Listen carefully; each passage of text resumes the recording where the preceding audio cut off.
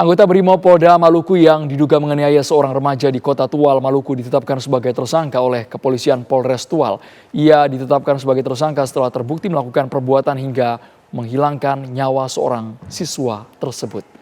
Aparat kepolisian Polres Tual, Maluku akhirnya menetapkan anggota Brimob Kompi 1 Batalion C pelapor Polda Maluku yang berinisial Bribda MS sebagai tersangka dugaan penganiayaan. Bribda MS telah menjalani pemeriksaan atas kasus dugaan penganiayaan terhadap korban, seorang remaja berusia 14 tahun yang berinisial AT. Peristiwa ini terjadi pada Kamis malam. Setelah ditetapkan sebagai tersangka, oknum anggota Brimob dibawa ke Mapolda Maluku untuk menjalani sidang kode etik kepolisian.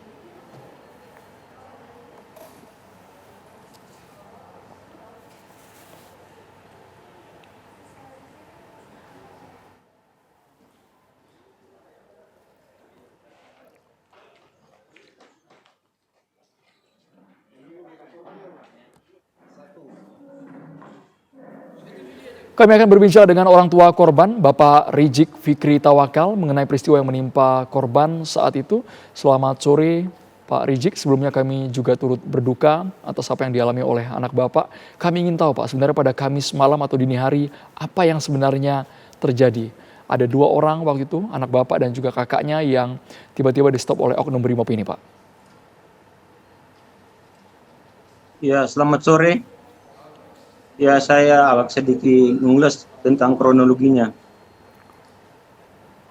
Jadi di pagi hari itu, anak saya ini baru pulang sholat. Mereka di rumah. Kira-kira pukul 06.15 menit ya. Itu mereka keluar dari rumah. Itu yang saya tanya sama kakaknya ini, mereka menuju ke rumah sakit Meren. Itu posisi balik dari rumah sakit Meren, Kota Tual itu. Sebelum sampai di TKP itu ada seorang ibu-ibu tuh berteriak di depan itu, awas ada mobil patroli, mobil Brimob. Gitu. Lah anak saya ini sebelum sampai TKP itu dia mungkin sudah kelihatan dari jauh. Jadi dibilang awas, bilang. Jadi anak saya dari jauh sudah melihat. Sebelum berapa dari ibu itu memberitahukan bahwa di depan ada mobil Brimob, anak saya sudah melihat dari jauh. Jadi dia sebelum sampai TKP itu dilihat tuh ada mobil Brimob sebelah jalan. Jadi mereka di sebelah kiri, mobil Brimob sebelah kanan. Gitu. Dari mobil patroli Brimob itu ada salah satu oknum Brimob itu menyeberang jalan.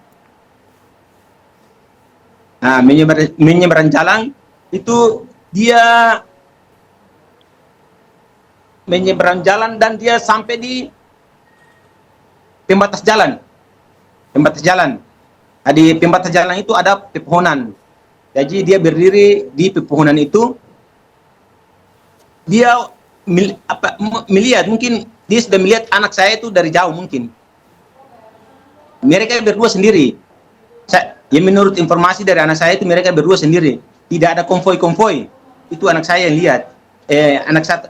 Anak saya yang satu itu dia melihat itu anggota Brimob itu, oknum Brimob ini, dia sudah melepas helmnya, sehingga anak yang satu yang saya itu sebelah kanan, yang kakaknya ini dia agak sedikit maju, yang dia kasih informasi begitu. Sedangkan yang adiknya Rian ini dia sebelah kanan. Jadi waktu dia mengenali, kenapa sampai anak saya itu mengenali oknum Brimob ini, karena dia melepas helmnya. Sesampai di TKP itu dia memukul. Langsung oknum memukul, Brimob Pak? ini memukul anak saya. Dia langsung memukul. Tidak ada peringatan atau imbauan? Tidak ada imbauan. Itu yang kakaknya cerita seperti itu.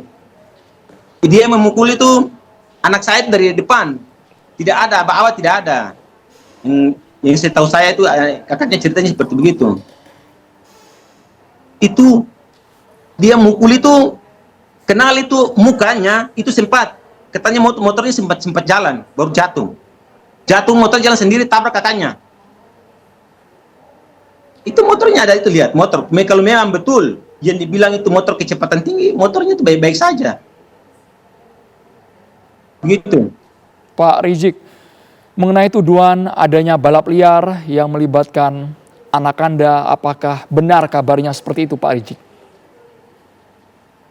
Tidak ada, kan anak saya tidak ada balap liar, tidak ada.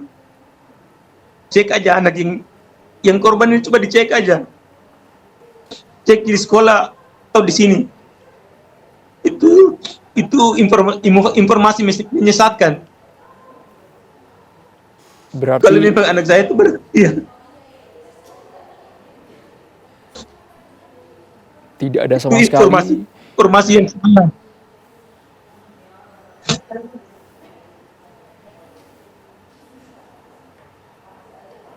Dan begitu kronologinya. Anak saya jadi korban kalau diangkat itu tidak manusiawi lagi.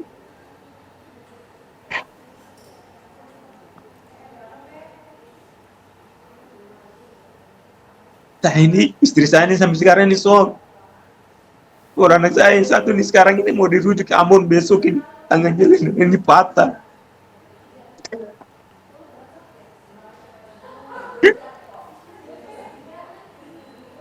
Baik, Pak Rizik, yang membuat kami cukup kaget adalah tidak ada sama sekali perkataan yang keluar dari oknum BRIMOB tersebut saat mencegat anak Anda yang sedang naik motor, tapi langsung memukul menggunakan itu helmnya helm baja, ya Pak ya. Helm standar BRIMOB dipukul ke bagian Ya. anak Anda.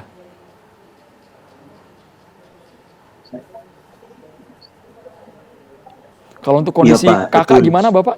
Pak Rizik, kondisi kakaknya bagaimana Pak Rizik? Nah, kakaknya dalam retak, tangannya pergelangan ini. Rencana besok mau dirujuk ke Ambon. Tapi itu sudah. Saya di sini juga bukan mau menyalahkan seluruh BRIMOB atau kepolisian. Tapi memang oknumnya kurang ajar. Tapi alhamdulillah ya, yang tuntutan kami dari keluarga sudah dipenuhi semua. Ya, transparansi. Ya alhamdulillah agak sedikit tenang juga. Saat ini oknum BRIMOB-nya sudah jadi tersangka, ada permintaan maaf dari institusi Polri.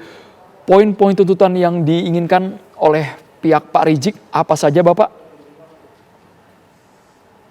Ya, ya yang kami minta dari pihak keluarga nih, proses itu transparansi.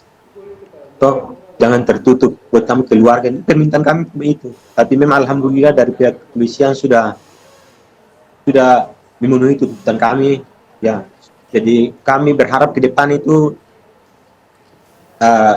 informasi kepada keluarga kami harus transparan, terbuka lah. Oh, para keluarga kami agak tenang. Saya selaku ayahnya nih, kondisi ketutual ini tidak baik-baik saja. Jadi saya harap keluarga saya menahan diri juga. Keluarga dari istri saya ini kan, mereka ini kan nggak sampai sekarang nggak mau terima. Tapi saya bilang tidak usah.